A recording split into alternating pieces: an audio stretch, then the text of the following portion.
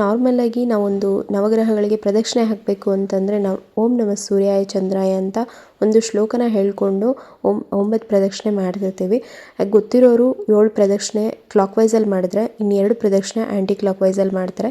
ಕೆಲವರು ಅದೇ ರೀತಿ 9 ಪ್ರದಕ್ಷಿಣೆ ಕಂಟಿನ್ಯೂಸ್ ಆಗಿ ಮಾಡಿಬಿಡ್ತಾರೆ. ಬಟ್ ಆ್ಯಕ್ಚುಲಾಗಿ ಹೇಳಬೇಕು ಅಂತಂದರೆ 2 ಪ್ರದಕ್ಷಿಣೆ ಉಲ್ಟಾ ಪ್ರದಕ್ಷಿಣೆನೇ ಮಾಡಬೇಕಾಗತ್ತೆ. ಇನ್ನು ಕಲಿಯುಗ ಅಂತ ಬಂದಾಗ ಮೇಯ್ನಾಗಿ ಪೂಜೆ ಮಾಡಬೇಕಾಗಿರೋವಂಥದ್ದು ರಾಹುಕೇತುಗೆ.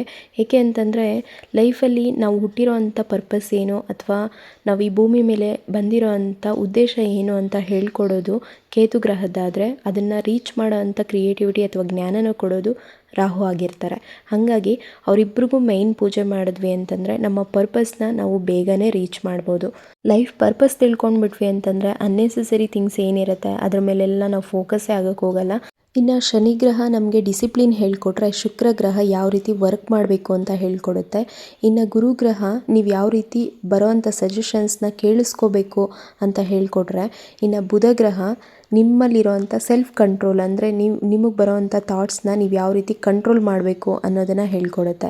ಇನ್ನು ಕುಜಗ್ರಹ ನೀವು ಆಡುವಂಥ ಮಾತು ಯಾವ ರೀತಿ ಕಂಟ್ರೋಲಲ್ಲಿ ಮಾತಾಡಬೇಕು ಅನ್ನೋದನ್ನು ಹೇಳ್ಕೊಟ್ರೆ, ಚಂದ್ರಗ್ರಹ ನಿಮ್ಮ ಮೈಂಡ್ಸೆಟ್ನ ಯಾವ ರೀತಿ ಇಟ್ಕೋಬೇಕು ಅಂತ ಹೇಳ್ಕೊಡುತ್ತೆ.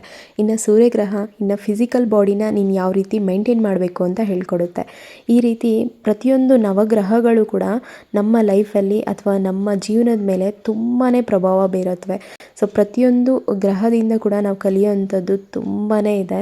ಸೊ ಅದನ್ನು ನಾವು ನಮ್ಮ ಲೈಫಲ್ಲಿ ಅಳವಡಿಸ್ಕೊಂಡ್ವಿ ಅಂತಂದರೆ ನಮ್ಮ ಜೀವನ ತುಂಬಾ ಚೆನ್ನಾಗಿರತ್ತೆ. ಲೈಫಲ್ಲಿ ಏನಾದರೂ ಗೆಲ್ಲಬೇಕು ಅನ್ನೋ ಅಂಥ ಆಸೆ ಇದ್ದರೆ ನಿಜವಾಗ್ಲೂ ಪ್ರತಿಯೊಂದು ಸಿಚುವೇಶನ್ನ ಕೂಡ ಎಕ್ಸೆಪ್ಟ್ ಮಾಡೋದನ್ನು ಕಲಿಬೇಕು. ಅದರ ಜೊತೆಗೆ ಆಗೋದೆಲ್ಲ ಒಳ್ಳೆಯದಕ್ಕೆ ಅನ್ನೋ ಒಂದು ಭಾವನೆ ಏನಾದರೂ ನಾವು ಸ್ಟ್ರಾಂಗ್ ಮಾಡ್ಕೊಂಡ್ವಿ ಅಂತಂದರೆ ಇಡೀ ಜೀವನ ಕೂಡ ನಮಗೆ ತುಂಬಾ ಸುಖಕರವಾಗಿರತ್ತೆ ಅಂತ ಹೇಳ್ಬೋದು.